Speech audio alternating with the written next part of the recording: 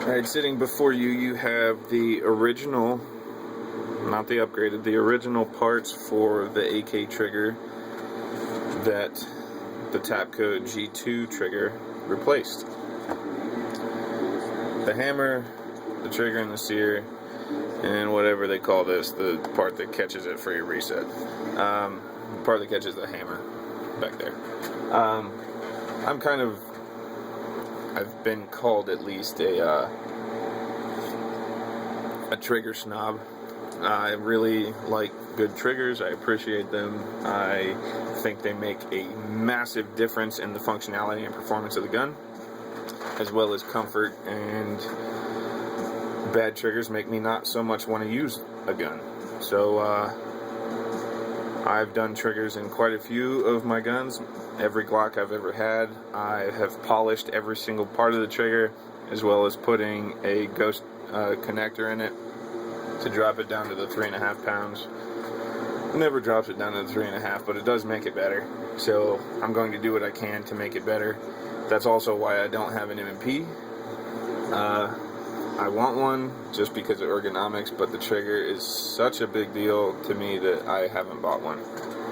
My Ruger 1022, I have an entire Volkertsen trigger and magazine release and bolt catch assembly. My AR, I have a Geisley SD3G. My Remington 700, I have a Timney trigger in it. And now I have a Tapco G2 in my AK. I don't like stock triggers on most guns. The only triggers that I have not wanted or needed to touch on any guns that I currently have, on my Ruger 20 gauge over and under, that trigger breaks perfectly every single time. There's no creep, there's no grittiness. You touch it and the gun goes off. It's that perfect. You couldn't touch it to do anything to improve it. I'm saying you couldn't. There's no room for improvement. The only other one is my F&P 45 Tactical. That gun is double action, single action, which, I mean, just because of the double action, single action nature, you're going to have some creep, but there's no grittiness, and the break is just crisp as you can ask for in really any pistol that I've shot. I think triggers make me shoot better. That could play a part in why the F&P is one of the few pistols, specifically handguns, that I can actually hit what I'm aiming at with. I do love Glocks.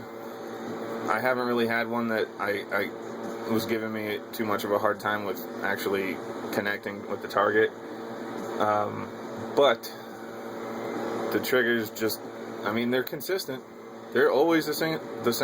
I mean, every single Glock that I've ever shot had the same trigger. They all feel the same. They're very consistent. They all break the same.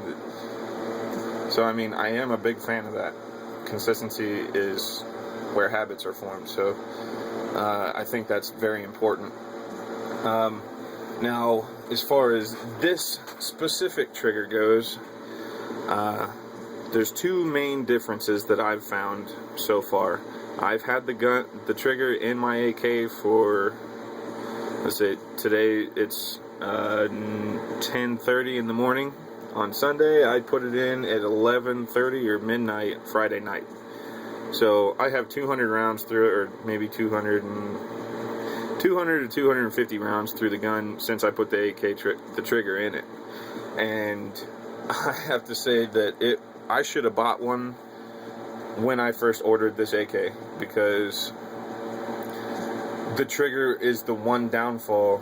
That and only having iron sights on it, but that's just because I haven't changed it yet. The trigger has always been the one downfall for me is with this particular rifle. Like I've said many times, I'm an AK guy, or an AR guy over an AK guy. I have been for a while, and I still am, honestly. My Geisley trigger, the Tapco doesn't really compete with the Geisley, honestly. But I don't have a single complaint with this trigger. $25 versus $230. That's a big game changer right there by itself. only spending $25 to replace this trigger with something that's that great kind of makes me a little butthurt that Geisley's so expensive. I mean, just being honest with you. Really, there are two specific differences between this trigger and this trigger that I can't show you because it's in the rifle, and that's not a small gun, so it's kind of a pain in the butt to wrangle in front of the camera without owning a tripod. So just bear with me. I'm going to explain this the best that I can. Like I said, just two differences. That's the big thing. One, as far as comfort goes, this trigger, the way the actual trigger is shaped, I've never been that much of a fan of it. One thing is how much it curves and where the curve is. It starts off real straight up here and it almost points forward down here. I don't really care for that, but it's not a deal breaker. The other thing is this width. That blade is very curved this way, if that makes sense. The radius of here is pretty sharp, honestly. There's not a whole big contact surface on here. Now with my Geisley and my AR, it's a completely flat blade, top to bottom, left to right. It's completely flat, straight up and down, and I love that. This is pretty much the opposite. It's very curved this way as well as this way. Now, like I said, it's not a deal breaker. That's not the reason I wanted to get rid of this trigger or try something else. It's just something else that I noticed, and when I put the G2 in, and I was like, wow, I've been missing this the whole time. The G2 trigger, the blade is pretty much flat up across here, and it's much wider as well in this dimension. The actual blade is wider, and it doesn't curve quite the same. I mean, the curve starts up higher, so your finger's kind of in the middle of it instead of up towards the top on the flat. That's hard to explain without just showing you. Either way, this dimension across here is pretty much flat as well as being wider. Those two changes are night and day for me. Before I even pulled the trigger on the G2, just sticking my finger in there and feeling it, it was just like, holy crap, this was worth the money all by itself, just having a different blade. And that's not even the reason I bought it. The reason I bought it was because of the brake and it being all gritty. The take-up is like really gritty on this. I put Militech grease on it. I polished some of it. It didn't make a difference. Nothing changed. So the difference is the blade shape, the actual trigger itself, the shape of it, that's night and day. Totally worth spending $25 on. And the other one, the reason I bought it was the brake. The actual pull itself. And I've discovered, after looking at this thing for, I don't know, like 10 minutes after I pulled it out of the gun, there are two differences with the way this sear is shaped. On this one, you'll see the underneath side of here, right here, there's this little hook. The Timney trigger, or Tapco trigger, does not do that. It's just a straight line from here to here. It doesn't hook down like that. So the whole give it a gentle squeeze and let it surprise you going off is actually possible with the Tapco trigger. It's not with this, because you have a pull, you take up. Let me try to explain that, show this instead of just explain it. So I know it's not oriented the right way, but whatever. So you have a pull, gritty take up, and then these two shelves catch. You see, it is on the hammer as well, right there. That little shelf right there on the end. So as you pull this, hang up, and then it'll go. So nice easy squeeze, gritty take up, and then all of a sudden you gotta squeeze harder. Bang, and now the gun goes off. So that is the biggest difference right there as far as the pull. You see those two hooks, and they correspond right there. That difference is amazing.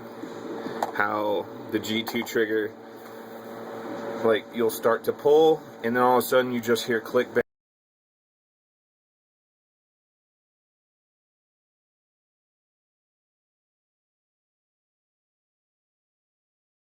Actually owns any AK.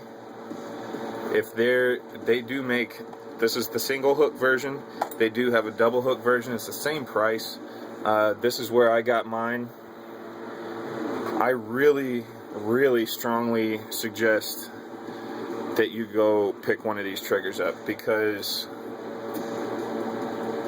I mean, $25, dude, get yourself two, just in case you get another AK, because that is ridiculous.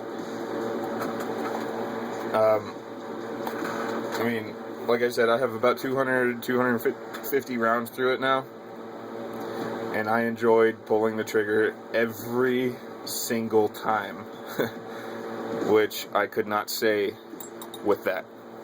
So, anyone that's in the market, anyone that owns an AK, go get yourself one of these, or else you're an idiot. That's the moral of the story right there. So, yeah, I definitely don't have room to actually show you the difference between this on this table and the other one, the G2. So, have a good one.